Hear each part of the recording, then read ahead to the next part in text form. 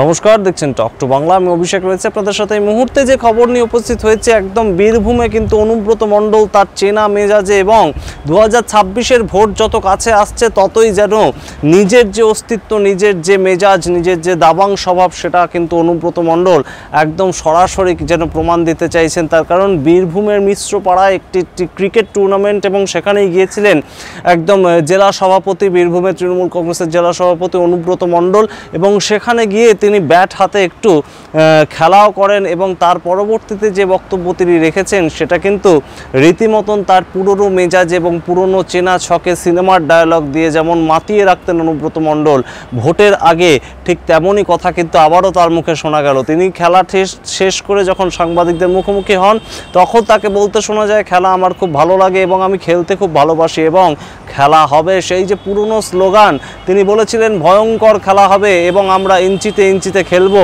সেই স্লোগান কিন্তু একদম বিখ্যাত হয়েছিল। এছাড়াও গুড় বাতাসা, চরাম চরাম, একের পর এক ডায়ালগ কিন্তু 2011 সালের পর থেকে অনুব্রত মণ্ডলকে এক বর্ণময় চরিত্র তৈরি করেছে বীরভূমের মাটিকে কেন্দ্র করে।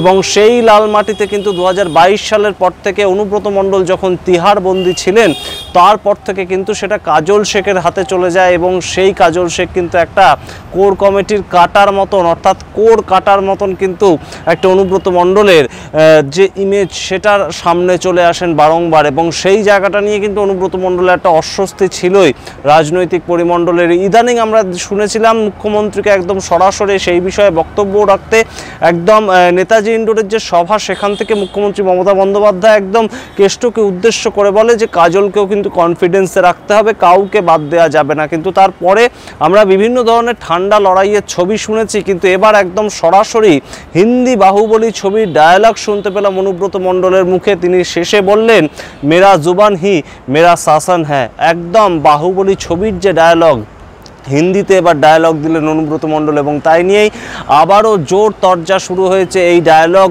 তিনি কাকে উদ্দেশ্য করে দিলেন? তার কারণ বীরভূমের বর্তমান যেটা ভোটের নিরিখে স্কোর কার্ড, সেটা কিন্তু একদম বিরোধী শূন্য বীরভূম।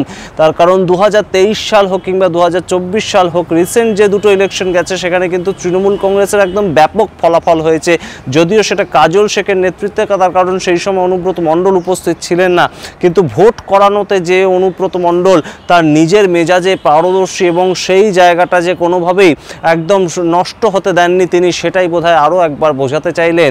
মেরা জুবান হি মেরা শাসন হ্যাঁ, এই কথার মাধ্যমে, এই ডায়ালগের মাধ্যমে কিন্তু অনুব্রত মণ্ডল আরও একবার একদম আলোচনার কেন্দ্রবিন্দুতে, বিতর্কের কেন্দ্রবিন্দুতে উঠে এলেন। যদিও এই নিয়ে এই যে বিতর্ক দানা বেঁধেছে তা নিয়ে কটাক্ষ করতে ছাড়েননি একদম বিরোধীরা।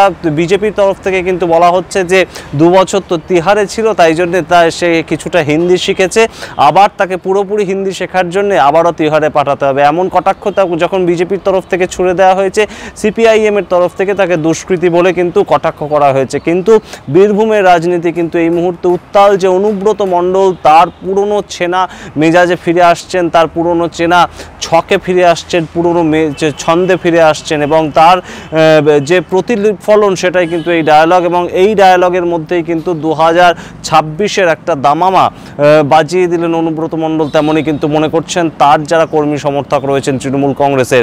এবং বীরভূমকে কেন্দ্র করে অবশ্যই 11টা বিধানসভা সিট রয়েছে এবং 11টা বিধানসভা সিট যে জেলা থেকে রয়েছে, যেখানে 2 জন সাংসদ রয়েছেন এবং অবশ্যই অনুব্রত মণ্ডল এবং কাজল শেখের মতন গুরুত্বপূর্ণ নেতারাও রয়েছেন। তারা কিভাবে ভোট পরিচালনা করেন সেটার দিকে আমাদের যেমন নজর থাকবে।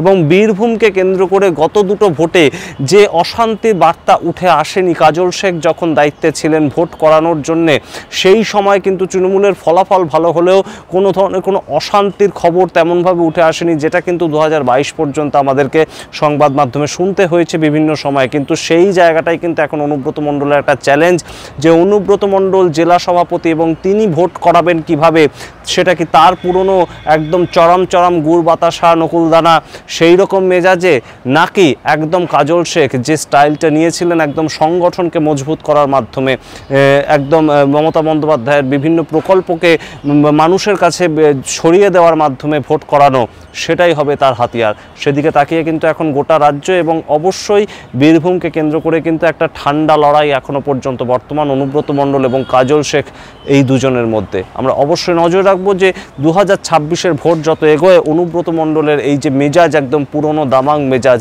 সেটা আরও বৃদ্ধি পায় কিনা এবং কাজল শেখ তার প্রত্যুত্তরে কী বলেন। অবশ্যই সমস্ত খবরের আপডেট দিতে থাকবো আপনারা দেখতে থাকুন টক টু বাংলা। ভুলবেন না টক টু বাংলা ইউটিউব চ্যানেলটিকে সাবস্ক্রাইব করতে। ধন্যবাদ।